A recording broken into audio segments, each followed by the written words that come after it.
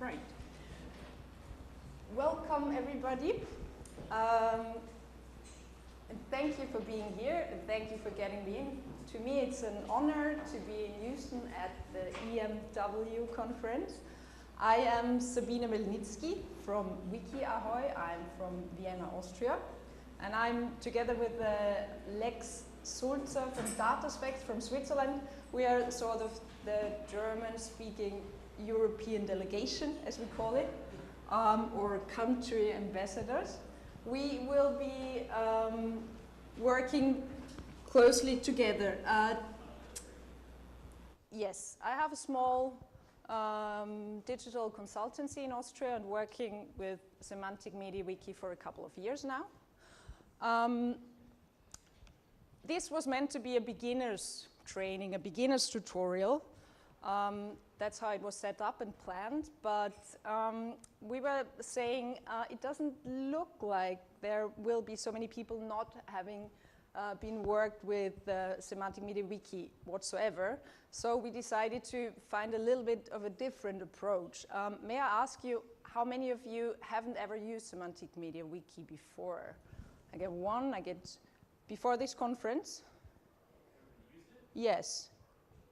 Yes, you said you would be working with it for a while now. MediaWiki. Just MediaWiki, not Semantic MediaWiki. I see you, because we've got 1 and 2, 3, okay. The idea is that we would like to introduce our concept, our idea, our approach. But if you're interested, we might be splitting up later on and do that, kind of just add up that beginner's tutorial later on. Yeah? I'd like to be, we're going to start slow and easy, and I'd like to keep this interactive. So anytime you feel like you're having a question or a concern, please interrupt, and we love questions. So this is a tutorial and not a talk, yeah? Okay. I'd like to show you, we start with 3 questions. When working with knowledge management in a wiki, using a wiki for knowledge transfer, we ask ourselves 3 questions. And what do our users want? What do they need? In the company context, of course. What enables knowledge transfer? And how can a wiki support that? I'm coming from the direction, my background is a little bit different than Lex, for example. He's coming more from the technical side. I'm coming from the language content part. So the, what's it called? The more traditional knowledge management, okay?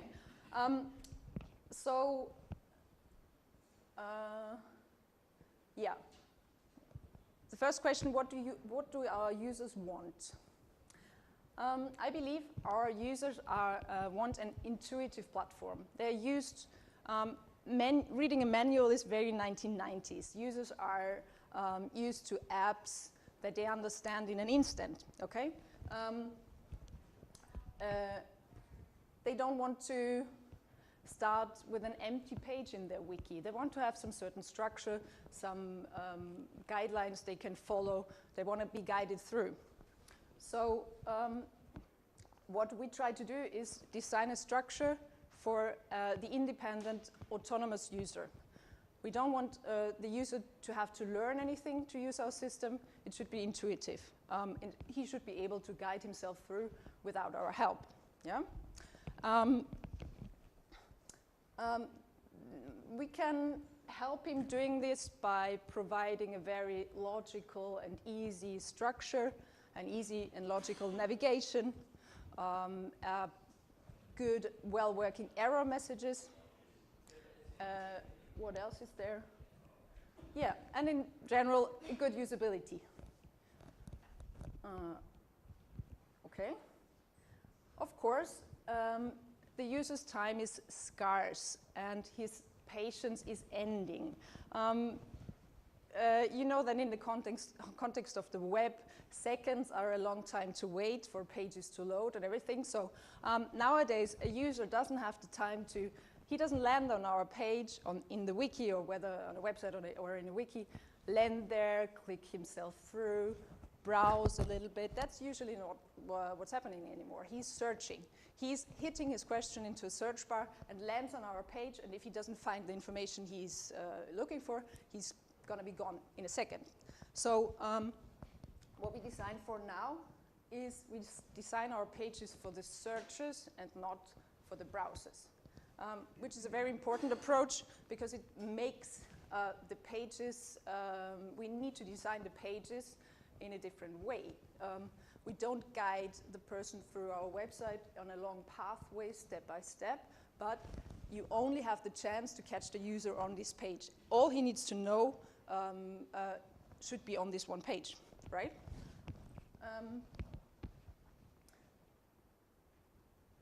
And the last one, our users are clever, intelligent, and informed. Yeah, we're working with, we take that positive approach towards our users, our readers, but they are dependent on our system. They land on our website and they can't change anything by themselves. They're dependent on what we provide them. So we design for an easy structure, easy usability, but with qualified content, with good, high-level quality in our content.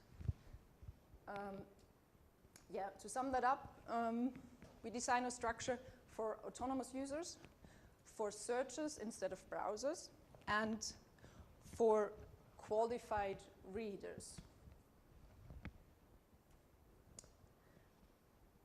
Any questions so far up to here? Good, that's fine. What is important in the context of knowledge transfer? I'm sure you've heard that before, but let's just quickly go through it. To be able to reuse and to work with knowledge, it needs to be explicit and not tacit. We talked about this yesterday. It depends a little bit on how you define knowledge.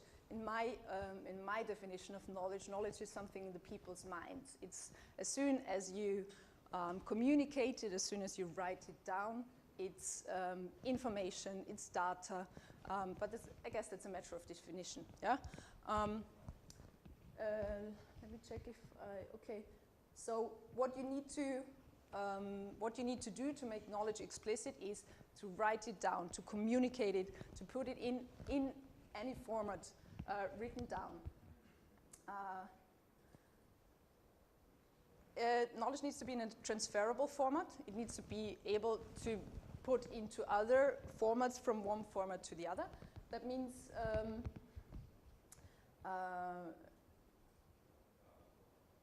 yeah, of course, it's not a good way anymore to put it on paper. You want it online. You want it maybe in a structured way so you can reuse it. You can reuse the data for other purposes. And last but not least, it needs to be comprehensible. You need to write down the knowledge not for yourself, but for others. You write for others, for your future self, in a way that you and the others can understand you. Yeah? So, question on that. So if you have users who have the explicit knowledge but aren't very well at documenting it comprehensively, do you still see it valid to have them put the information, because they're the ones who have the knowledge, and use the additional users to make it comprehensible, to edit it and make it easier to understand? Definitely. As soon as he starts, he or she writes it down, that's a good thing.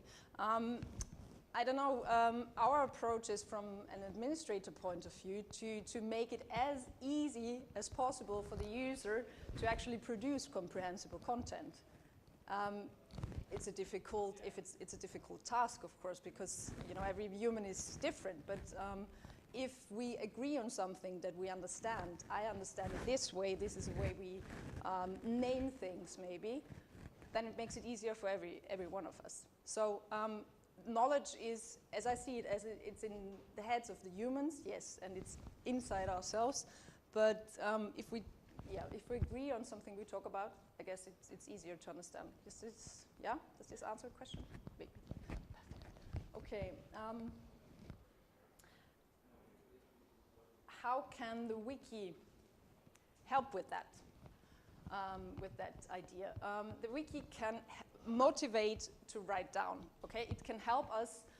It can motivate to write down why is it good to write it down? Maybe because I can use the data for something else. Maybe I can generate queries, reports, graphs, some information that I didn't know I know. Yeah, I do something with my data, with information. I have some extra added value out of writing it down, not just for myself, but also for others. I can keep the information for later. I can look it up. These are all added values compared to just keeping it to myself. It can motivate to only use the wiki as a single point of information, as my first step for my questions, for guidance. And it can motivate me to write, to be read. So I don't really just note down things for myself. Lex always keeps saying for my future self, so it's like me and the other person, but in the company, also for my colleagues, for my employees. Yes. And we do this, we provide a structure that supports this idea, that motivation. So and what I'd like to go on with is the idea of EPPO, or Jesse, as I'd like to call it. EPPO is a manifest, a concept by Mark Baker. He wrote this book in 2013. This one, okay. It's not like he invented something new, or he's basically just describing what's already there. It's not a prescriptive idea or a prescriptive manifest, it's very descriptive. It just looks at what's there. And I'd like to call it Jesse, that's the German version, jede Seite ist Seite 1, because we'd like to adapt his idea for our purposes. Mark Baker looked at how web is constructed, how technical documentation is written on the web, and documented that, and we adapt that in our Jesse system for the wiki. Okay? I'd like to guide you through a few general concepts. Yes. Every page is page 1. He says, include it all, filter it afterwards. It's not, we don't decide on what's valuable or not. This is something up to search. We put everything in there, and search is finding the information I'd like to. I have my search question. I can filter this search question. I drill it down, whatever, but I have all the content and choose what's valuable afterwards.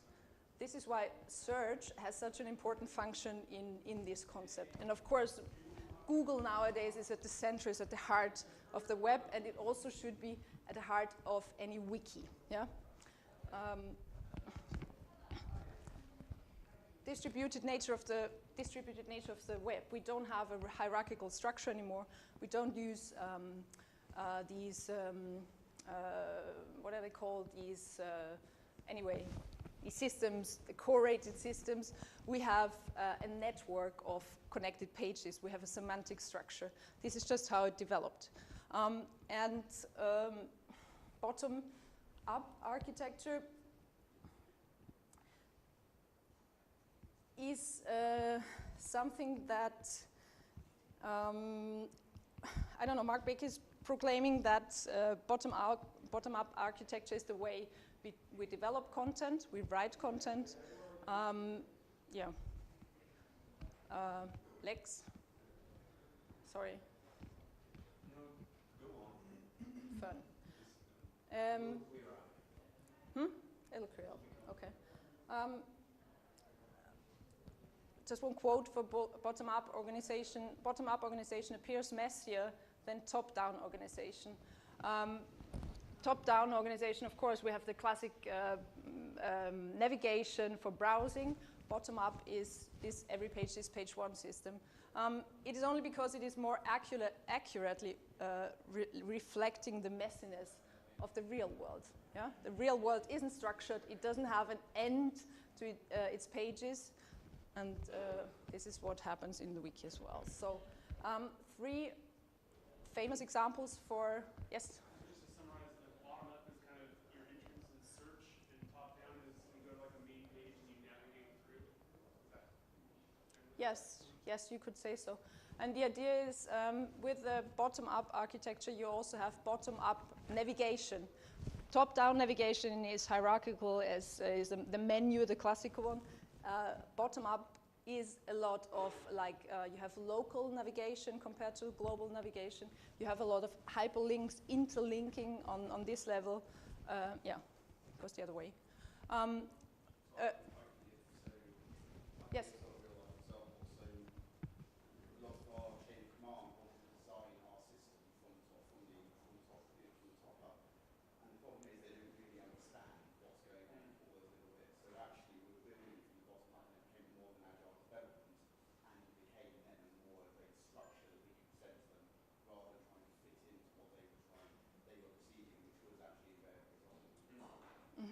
Good point. Did you say you start with the content and maybe structure it, collect it, put it together, curate it afterwards, and don't provide an empty structure and fill it up with content? Yes, nice.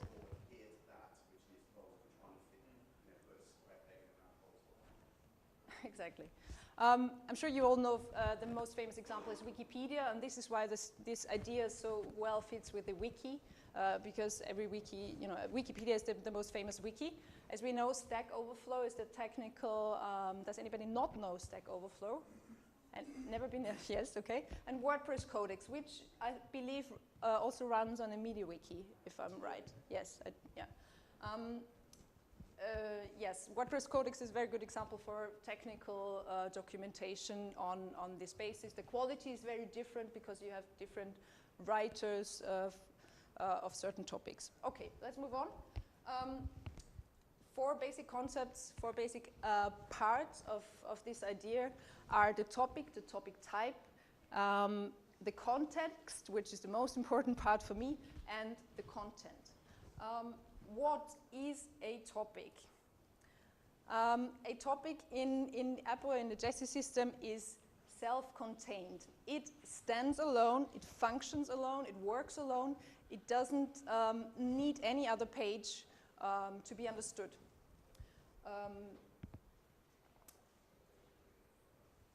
Yes. How does this work? Again, with the bottom-up idea that we have a local navigation, we have rich hyperlinks, we have all the information we need on this page. We set up the context. Yes. Can you give them an example of this? Spaghetti example. For the context, you mean, or for? I'm not sure whether it's clear what we mean by a topic. We are talking about, in a wiki, of course, we're talking, a topic will be one single page, okay? But we need to distinguish what's a topic and what's not a topic. What makes a topic, what's too much for a topic, what's not enough. Is that what you want to say? Well, for example, one topic could be how to make spaghetti carbonara. Okay, so if you are a reasonably educated cook, everything you need to know to cook spaghetti carbonara should be on that page. Now let's say you are a good cook, but you don't know how to chop an egg. It's the only thing you don't know about carbonara. Then there will be a link linking you to the page that teaches you how to chop the egg. That's meant by self-contained. It's not that you have to look for your pages telling you how to boil water, how to chop herbs, and so on. So that's So the self-contained is based on the perception of the user.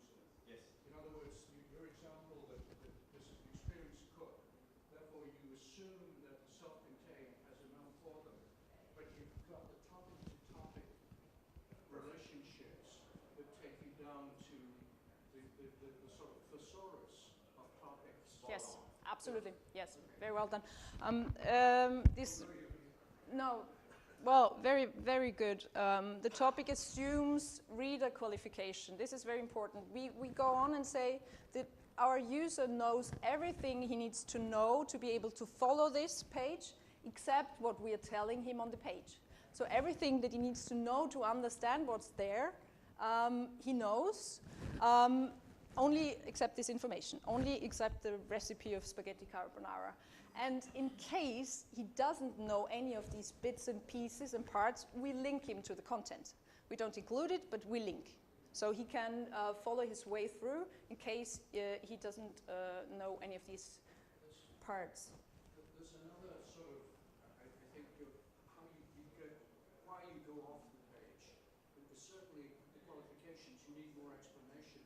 There's another where the page has a summary, an assertion summary. But you now need to know why is that assertion being made on the page? And you need to drill down into details to say, I don't know why this is being said on that page. Okay. Yes. I'd call it a little bit differently. Let me go back to this. This is the main part for me. The most interesting bit is to establish context.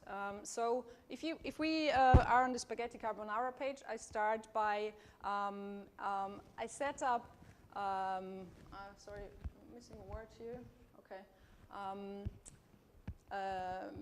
You say what it's part of, you say what parts you have, you establish the context of that page. So we're talking about spaghetti. Spaghetti is a nutritious meal. We have a recipe here. Spaghetti are a part of a type of pasta. Pasta comes from Italy. All these sort of ideas. What is it not? What does it include? What parts do we have? What am I part of?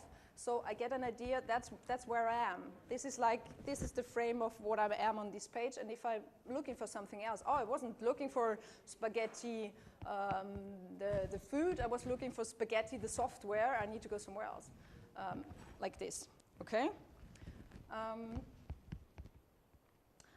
Let me see what I skipped. Yeah, the topic has a limited purpose.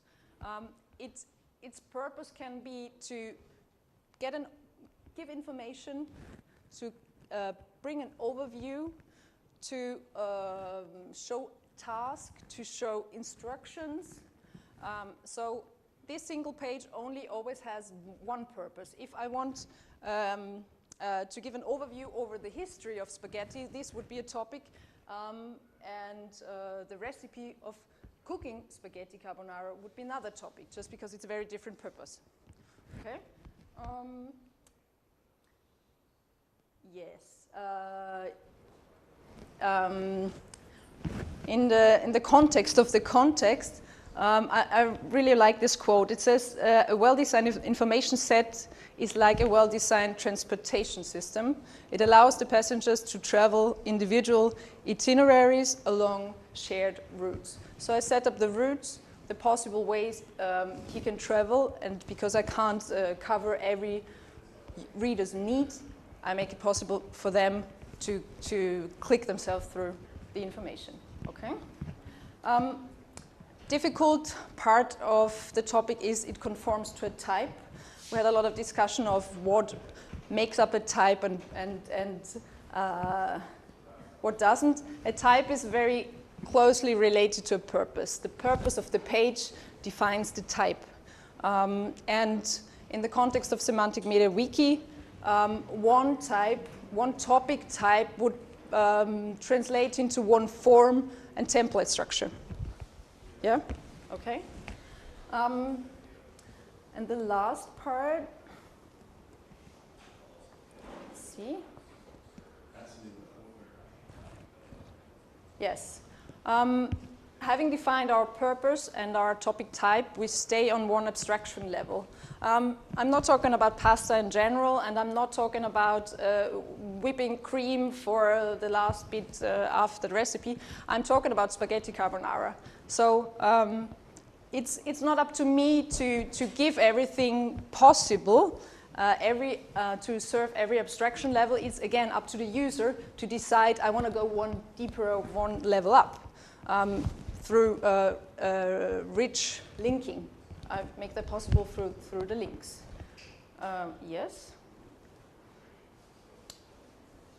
Establishes context, assumes reader qualification, and links richly. Of course, we're in the web, hyperlinks are at the heart of the web. We need links to guide the user to give him all these possibilities.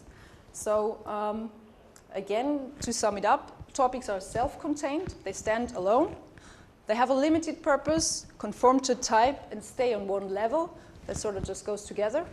They establish a context at what they're in, and they assume a qualified reader. So how does this possibly look? It's in German, but it doesn't matter. You can see an idea of what this could transform into a form, into a structure that the writer is actually writing his topic. You have the topic on the top, you have the purpose and the content, the topic type, you have the context and the content. And I go a little bit more into detail. With the topic, we're talking page title, we're talking URL, we're talking wiki words, for example. That's FOSS-Wiki is working with wiki words. That's their linking system. That's all the same thing. I need to decide on these. Purpose, again, is the transforms into the topic type, into the special local navigation, into the repeating structure, into my fields in the form, etc. The context, or as we'd like to call it, the blurb, is this little first paragraph at the beginning of every page. If you look in certain wikis, Wikipedia is very good with that. They have very good context set up. If you have a page about Argentina, you find, okay, Argentina is a country, is a republic country in South America. It has, is neighbored by these countries, so many inhabitants, etc. They set up the context. Context can be a definition of terms. What are we talking about? What synonyms are we talking about? Synonyms, antonyms, word origins. What subordinates and umbrella terms might apply. What scope, thematical scope, and a time scope are we talking about? And we can describe the development. How did this term, where did this term come from? Also, what future plans can we expect? What requirements do I need to have to be able to work with this topic, to understand the subject? Yes. And again, a very important part in this context is to link richly. In this paragraph, you find a lot of links to see, to make it possible for the user to go to other pages. Last one is the content. This is the free text. We're writing about the topic itself. That's basically it. Yes. Have you noted Please. Dublin core ontology, which defines kind of, I was looking at your keywords, your sections. It's a standard for defining like what the tags are, how you express the tags, how you express the content, how you express. You looked at that? It's Dublin core is more is working with ontologies, right? It's an ontology. Describing documents. Yes. That's the best way Yes. to I'm not too much into it, but I know, yes. Metadata, a lot of like this, yeah.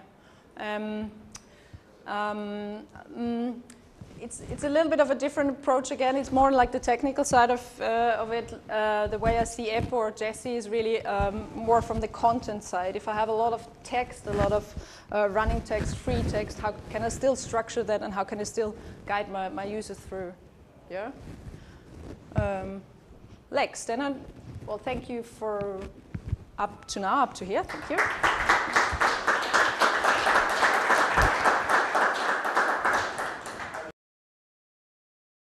Right. Welcome, everybody. And thank you for being here, and thank you for getting me in. To me, it's an honor to be in Houston at the EMW conference. I am Sabine Melnicki from Wiki Ahoy. I'm from Vienna, Austria. And I'm together with Lex Sulzer from DataSpect from Switzerland. We are sort of the German-speaking European delegation, as we call it, or country ambassadors. We will be working closely together. Yes, I have a small digital consultancy in Austria and working with Semantic Media Wiki for a couple of years now. This was meant to be a beginner's training, a beginner's tutorial. Yeah. I'd like to be, we're going to start slow and easy, and I'd like to keep this interactive. So anytime you feel like you're having a question or a concern, please interrupt, and we love questions. So this is a tutorial and not a talk, yeah? Okay. I'd like to show you, we start with 3 questions. When working with knowledge management in a wiki, using a wiki for knowledge transfer, we ask ourselves 3 questions. And what do our users want? What do they need? In the company context, of course. What enables knowledge transfer? And how can a wiki support that? I'm coming from the direction, my background is a little bit different than Lex, for example. He's coming more from the technical side. I'm coming from the language content part. So the, what's it called? The more traditional knowledge management, okay?